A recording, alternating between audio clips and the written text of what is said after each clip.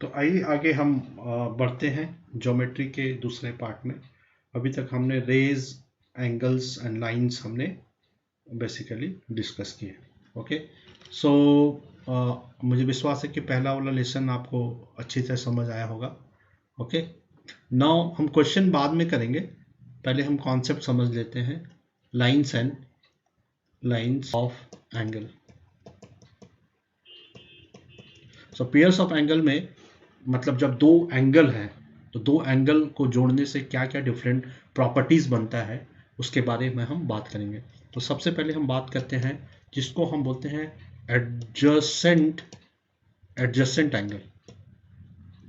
Now adjacent angles क्या है? Okay,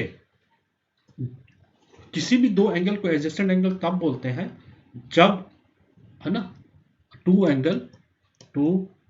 angles in a plane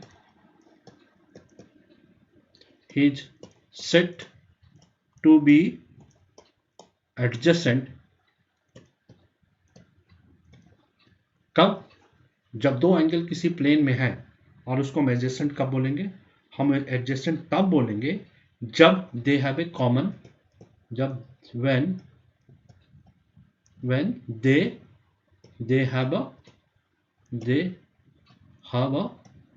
common vertex, उनके vertex common है। याद है, वर्टेक्स एक ऐसा पॉइंट है जिसमें सारी लाइंस आके मीट, कॉमन पॉइंट जिससे लाइन शुरुआत हो रही है आके मिट रही है, उसको वर्टेक्स बोलते हैं। ओके, सेकंड है when they have common arm, जब उनके आर्म कॉमन है। ओके, एंड द थर्ड बोलेंगे when there arms lies on the opposite side of the common arm. Okay, and when other arm lies on the opposite side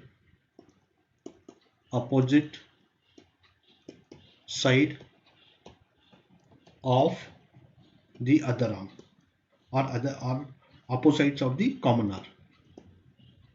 इसका क्या मतलब है कि जैसे इसको हम देखने की कोशिश करें तो किस तरह को हम कॉमन एडजेसेंट एंगल बोलेंगे। तो हम एडजेसेंट एंगल ऐसे बोलेंगे कि मान लीजिए कि एक ये हमारा एंगल है जिसमें ओ वर्टेक्स है, इसमें दारे दोनों लाइंस आके मिल रही है।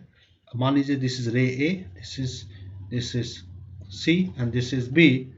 तब हम बोलेंगे कि angle AOC and angle BOC, okay, क्या है? They are adjacent angle. क्यों ये एडजेसेंट एंगल है? क्योंकि देखिए पहली प्रॉपर्टी, उनके आर्म कॉमन है, तो उनके आर्म कॉमन है तो आर्म इनका ओ उनका कॉमन, सॉरी उनके वर्टेक्स कॉमन है, तो they have a vertex common which is O। Next they have a common arm. Okay, so they have a common arm मतलब OC, सेकेंड भी पॉइंट है, OC जो एक आर्म है which is common. Okay, and third हमने क्या कहा कि OA and OB lies on the opposite side of the common arm। Okay, है ना, OA and OB are lies on the OA and OB lies on the opposite side। तो आप ये समझ लीजिए, तब इस तरह के एंगल को हम एडजेसेंट एंगल बोलते हैं। फाइन, तो दो एंगल एडजेसेंट एंगल तब कहलाएगा जब उनके वर्टेक्स कॉमन हो, ओके, उनके आर्म कॉमन हो, like OC is arm which is common, और उनके जो आर्म्स है वो अपोजिट साइड, कॉमन आर्म्स के अपोजिट साइड लाइज करेंगे। Okay, fine, I think it is clear. Okay, है ना। ओके, सो हम बोल सकते हैं कि angle AOC and angle BOC are adjacent angle। Fine, okay, that's great। Okay, now adjacent angle के बाद में हमारा दूसरा कॉन्सेप्ट आता है लीनियर पेयर का। बहुत बार हम इसका इस्तेमाल करते हैं कि लीनियर पेयर क्या है। नाउ लीनियर पेयर क्या है?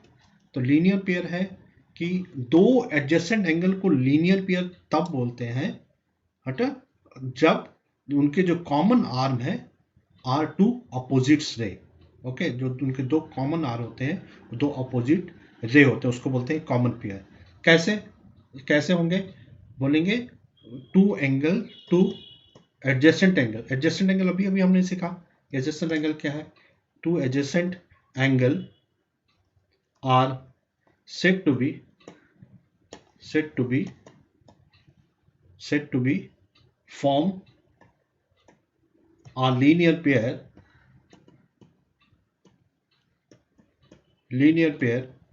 are said to be linear pair if their common there are non-common arms are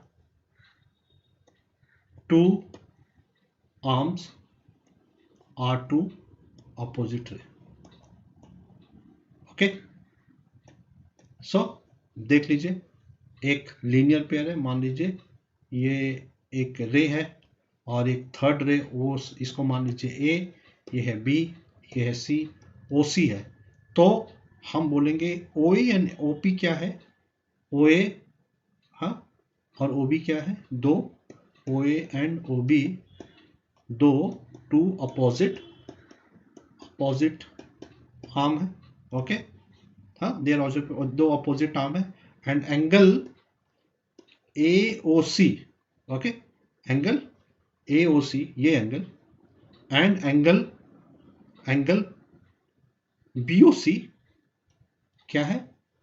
and angle B O C adjacent angle है।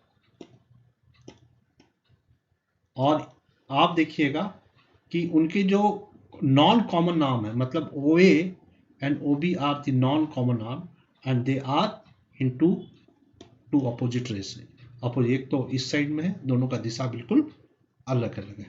और सबसे इंपॉर्टेंट ये चीज जान लीजिए कि जो जब इस तरीके का बनता है तो ये टोटल कितना है? ये टोटल हो जाता है 180 डिग्री का। इसीलिए हम बोलते हैं कि द सम ऑफ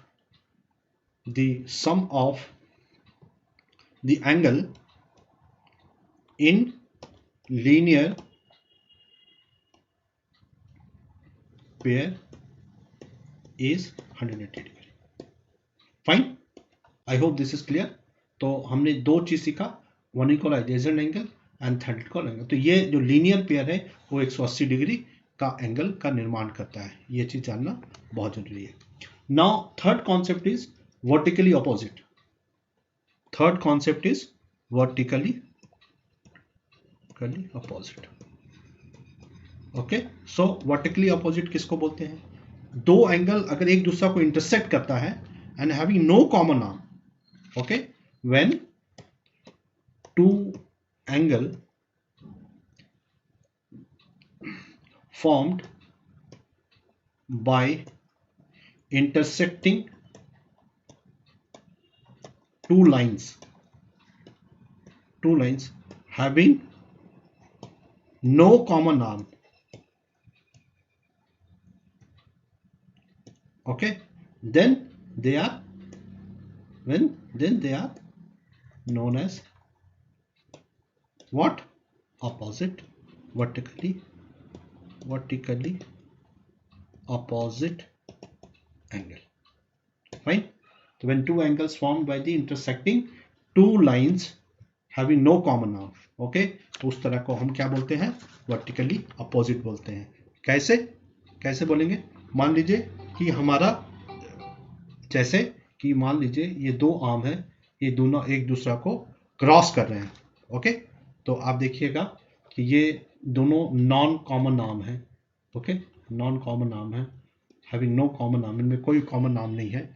सो अब अगर हम बात करें लीनियर पेयर की, तो लीनियर पेयर की अगर आप बात करेंगे तो आपको पता चलेगा। अगर हम इसको नंबर कर देते हैं तो 1 2 ओके और 3 4 समझने के लिए, तो हम क्या बोल सकते हैं कि angle 1 plus angle 2 is equal to 180 degree.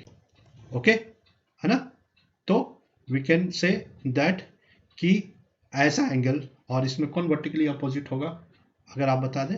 हाँ, so this angle 1 and angle, similarly अगर आप देखें तो 2 और 3 भी एक लीनियर पेयर बना रहा है, एक लीनियर पेयर बना रहा है ना। ठीक है, तो हम लोग क्या बोल सकते हैं कि एंगल 1 और एंगल 2 तो कॉमन हो नहीं सकते हैं, they are not vertically opposite because their arm do not follow the point of opposites ray. Okay, तो अगर हम ऐसा बोले तो विच आर देयर, सो इसलिए हम बोल सकते हैं कि एंगल 2 और इज इक्वल टू एंगल 4, तो they are the vertically opposite angle, and similarly angle 1 is equal to angle 3, they are the vertically opposite angle. Okay, मुझे आशा है कि ये 3 एंगल्स जो हमने आपको बताए हैं ये आपको समझ आया होगा। ठीक है, और हमें सब्सक्राइब करते रहिए और हमें ताकि हम नए नए वीडियो जब लेके आए तो आपको नोटिफिकेशन आते रहे। ठीक है, थैंक यू वेरी मच, है ना, watching for us and keep watching.